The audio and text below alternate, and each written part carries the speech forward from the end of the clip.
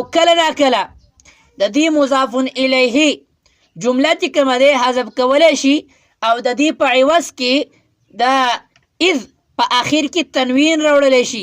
مثلا موږ وایو یومئذ یا حینئذ، اصل کې دا و یومئذ کان کذا یا حینئذ کان کذا، نو دا پورا جمله یې حذف کړه. الرحمن الرحیم نحمده ونصلي ونسلم على رسوله الكريم. اما بعد، منګه د اسم غیر متمکن مشابه مبنی الاصل اقسام شروع کړیو او په هغې کې د اسماء افعال سبق شوی.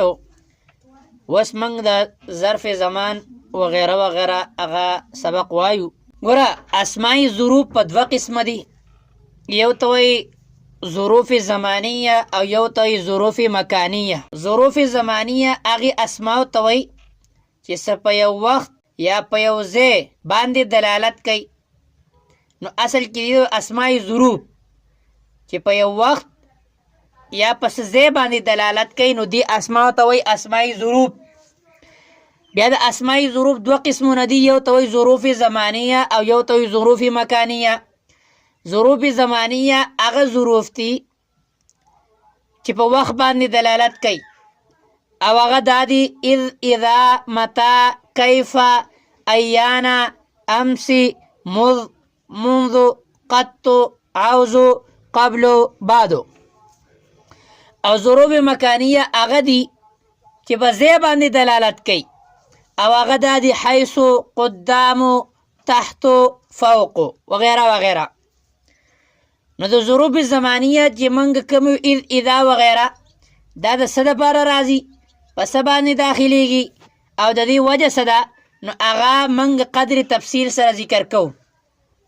د ټول نه اولنی موږ اذ، اصل کې اذ راځي د ماضی دپاره او معنا د دې راځي په کم وخت کې، اگر چې دا په مضارع باندې هم داخلیږي. مثلا موږ وایو جئتک اذ طلعت الشمس یا تطلع الشمس، زه ستا خواته رالمه په داسې وخت کې چې نور راختلی و. او دا همیشه خپل ما بعد جملې طرف ته مضاف کیږي. وروسته چې د اذ نه کومه جمله راشي نو دا اذ به دغې جملې طرف ته مضاف کیږي او دا د خپل مضاف الیه سره ملاویږي او د ما قبل دپاره به جوړیږي په ترکیب کې مفعول فیه. او د دې نه ما بعد د اذ نه ما بعد چې کومه جمله راځي هغه جمله اسمیه هم کیدی شي. قرآن مجید کې موږ وایو د ابوبکر صدیق رضی الله تعالی عنه او د حضور صلی الله علیه وسلم عنه کومه په غار ثور کې چې وو نو الله رب العزت د هغې واقعه ذکر کړ اذ هما فی الغار. نو اذ هما فی الغار دا چې کومه دی دا جمله اسمیه ده او د اذ نه چې کومه وروسته کومه جمله راځي هغه جمله فعلیه هم کیدی شي. مثلا قرآن مجید کې موږ وایو اذ اخرجه الذین کفروا، نو الله اخرجه دا اخرج یخرج اخراجا باب افعالنا ماضی ده. نو پته ولګېده چې دا اذ نه چې ما بعد کومه جمله راځي نو جمله فعلیه هم کیدی شي. او کله نا کله د دې مضاف الیه جمله چې کومه دی حذف کولی شي او د دې په عوض کې د اذ په آخر کې تنوین راوړلی شي. مثلا موږ وایو یومئذ یا حینئذ، اصل کې دا و یومئذ کان کذا یا حینئذ کان کذا، نو دا پوره جمله یې حذف کړه او د دغې جملې عوض یې راوړ تنوین او هغه یې په ذال باندې ولګي یومئذ او حینئذ وغیره وغیره. کله نا کله اذ تعلیلیه هم کیدی شي او د دې معنی به په دغې وخت کې وي د دې وجې نه. مثلا موږ وایو په هدایت النحو کې وعسى غیر متصرف اذ لا یشتق منه مضارع. عسى غیر متصرفه ده، ولې د دې وجې نه چې د دې نه فعل مضارع مشتق کیږي نه. عسى غیر متصرفه ده د دې وجې نه چې د دې نه مضارع مشتق کیږي نه. اوس اذ رالی نو د اذ موږ دلته معنا وکړه د دې وجې نه. نو چې کله اذ معنا موږ وکړو د دې وجې نه نو دغه به اذ چې کومه دی هغه یې تعلیلیه د علت دپاره راځي.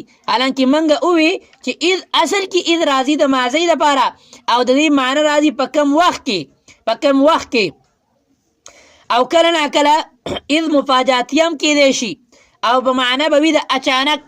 مثلا یو شاعر دی هغه شاعر څه وایي؟ شاعر مخکې شعر هم وایي خو اخري مصرۍ ده فبینما العسر اذ دارت میاسیر. وس اذ راغلی دی نو اذ په معنا د اچانک دی که به دی فبینما العسر اذ په معنا د اچانک دی دارت میاسیرو چې اسانتیانې اچانک راشي. فبینما العسر نو د دې په منځ کې څه ګرانۍ د اسانتیانو منځ کې ګرانۍ راځي او مشکلات راځي چې اچانک میاسیر هغه اسانتیا راشي. نو دلته اذ راغلی اذ مفاجاتیه ده او په معنا د اچانک ده. او چې کله دا اذ مفاجاتیه راشي یا اذ تعلیلیه راشي نو په دې صورت کې به دا حرف وي او په ترکیب کې به دا څه جوړیږي نه. خو په اولني صورت کې به دا د خپل مضاف جملې طرف ته مضاف کیږي او د ما قبل لپاره به مفعول فیه جوړیږي.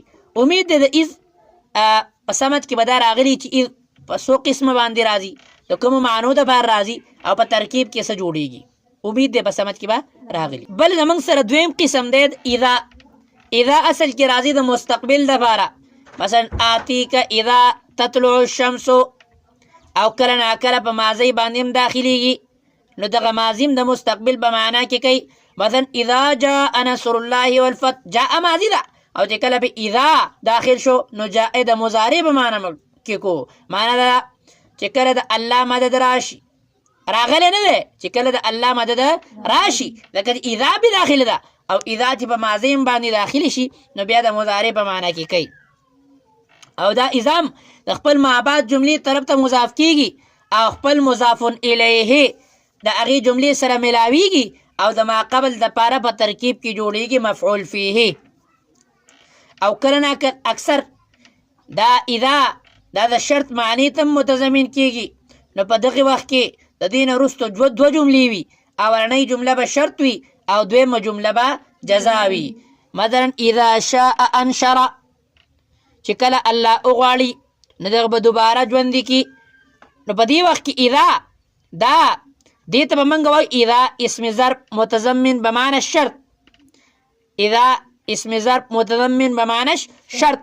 او کله کله اذا مفاجاتی هم کېدی شي دغه د اچانک په معنا کې معنا خرجت فاذا السبع واقف زه ووتمه نو اچانک چې کومه دی درنده ولاړو نو معنا د دلته اذا مفاجاتی هم کېدی شي. نو امید دی اذا دا سبق به په سمج کې راغلی. ګورئ کله ناکله قرآن مجید کې به تاسو لیدلي مختلف وإذ قال إبراهيم لأبي وإذ يرفع إبراهيم القواعد وغيره وغيره الفاظ راغلي. نو کله چې اذ راشي نو د دې نه مخکې به موږ واذکرو هغه مقدر روباسو ځکه ترجمه موږ کوو وإذ قال ربك للملائکة یاد کوئ هغه وخت کوو که نه کوو نو معنا دا ده چې اذ دا خپل معبد طرف ته مضاف جوړ شوی دا مفعول فی جوړیږي خو اصل کې فعل مقدر دی هغه اذکرو دی هغه څه دی اذکرو دی. نو کله ناکله به موږ ترجمه کوو خلک به وایي یار و اذ د اذ ترجمه خو به معنا د دې وجې نه دی یا په کوم وخت کې چې کومه دی نو اذ ترجمه خو یاد کې کومې نه رالی نو معنا د دلته مفعول فیه دی اصل کې لیکن د دې فعل مقدر دی اذکرو فعل مقدر دی اذکرو. امید دی به سمج کې به راغلی. اچھا مخکې زموږ سره دی متا اصل کې راځي د استفهام دپاره او به معنا راځي کله او په کوم وخت کې.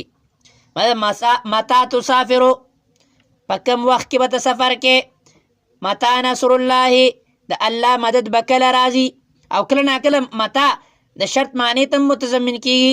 مثلا متا تصم اصم چې کله ته روژه شي نو زه به روژه شمه چې کله ته روژه شي نو زه به روژه شمه نو دلته متا راځي د استفهام دپاره، خو اصل کې کله ناکله دا چې کومه دی د شرط معنی ته متضمن کېږي. کیفه دا د حال د دریافت دپاره راځي، د حال د معلومولو دپاره راځي. مثلا کیف حالک، ستا حال څه دی، څه احوال دي، حالت دې څنګه دی، کله ناکله د شرط معنی ته متضمن کېږي.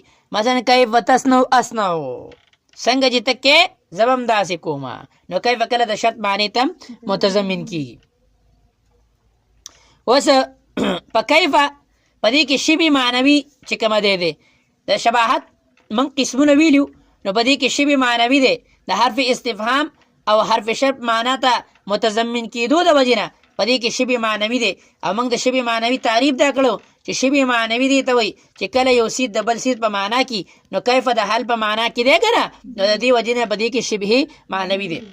ایانا زموږ سره د مخکې ایانا اصل کې راځي د یو غټ سیز د وخت د معلومولو دپاره چې ډېر عظیم الشان شي. ایانا مرساها، ایانا یوم الدین، قیامت به کله راځي، قیامت به کله راځي. ایانا اصل کې په دې کې شبه معنوي دی او دا هم د حرف استفهام معنا ته متضمن کېږي، د دې وجې نه په دې کې شبه معنوي دی. او ایانا په ترکیب کې خبر مقدم جوړیږي، ایانا په ترکیب کې خبر مقدم جوړیږي. په ایانا متا او په ایانا کې اوس خو متا هم موږ دقه وي چې دې معنی استفهام دپاره راځي، او ایانا هم موږ وي چې ګوره د یو عظیم سیز د دریاب دپاره راځي. نو لحاظه په دې کې فرق څه دی؟ نو په دې کې دوه فرقونه علمای نحویین ذکر کړي دي. ګوره متا د ماضي او مستقبل دواړو دپاره راځي، او ایانا صرف د مستقبل دپاره راځي. او متا د وړوکي غټ ټولو سیزونو دپاره راځي، او ایانا صرف د غټ سیز دپاره راځي، د وړوکي سیز دپاره نه راځي. نو دغه دوه پکې فرقونه علمای نحویینو ذکر کړي دي. مخکې زموږ سره د امسې دا د تیر شوي ورځ دپاره راځي. مثلا جئتک امسې، زه پرون ستا خواله راغلی وم. او مخکې زموږ سره مذ او منذ، مذ او منذ دا دواړه د ابتدایي مدت کله، دا دواړه د اولني مدت یعنی د مدت د شروع کولو د بیان دپاره راځي. مثلا او دا اله چې کله د متا د جواب جوړېدو صلاحیت په دې کې وي. مثلا یو سړی سوال وکړي متا ما رأیت زیدن، د کلې نه تا زید نه دی لیدلی، نو د دې جواب به راځي ما رأیته مذ یومین، ما د دوه ورځو نه هغه لیدلی. نو معنا د دې دا ده چې ګوره چې د کوم وخت نه ما هغه نه دی لیدلی، نو هغې ابتدا شوې وه د دوه ورځو نه. او کله ناکله دا مذ او منذ دا د ټول مدت دپاره هم راځي، خو دا اله چې کله د کم د جواب جوړېدو صلاحیت په دې کې وي.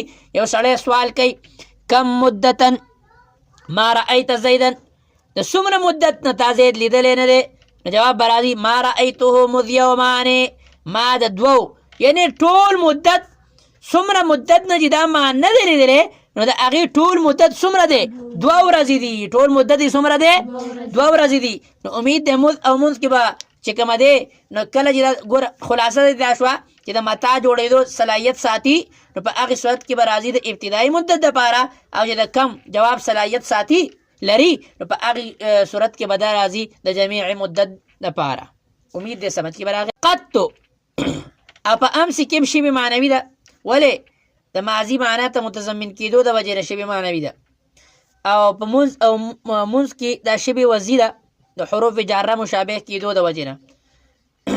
مخکې دی قطو اصل کې دا د ماضي منفي د تاکید دپاره راځي، او د کلې معنا ورکوي. د کله ما ضربته زیدن قطو، ما کله هم زید وهلی نه دی. عوضو دا د مضارع منفي د تاکید دپاره راځي، او هرگز معنا ورکوي. لا اضربه عوضو، زه به دا هرگز نه وامه، زه به دا هرگز نه وامه، هرگز یې نه وهم. او په دې قط او عوضو کې دا شبه جمودي دی، او د تثنیه او جمع نه کېدو د وجې نه قط او عوض هم تثنیه نه کېږي، نو لهذا په دې کې شبه جمودي دی. شبه مخکې زموږ سره د قبل او بعدو، دا قبل او بعدو دا دواړه همیشه مضاف کېږي، او د دې درې حالتونه دي. اولنی حالت د دې مضاف الیه مذکور وي، مثلا جئتو قبل زید و بعد عمر، یا د دې مضاف الیه محذوفي لیکن بالکل نه په لفظونو کې او نه په نیت کې نسیا منسیا چې ورته وایي. مثلا رب بعد كان خيرا من قبل، رب بعد كان خيرا من قبل، ډیر وختونه رستو راتلونکي ډیر وختونه د مخکې وختونو نه بهتري. نو دلته د دې مضاف الیه هېڅ څه پته نه لګي، بالکل بولا بالا هیره شوې ده.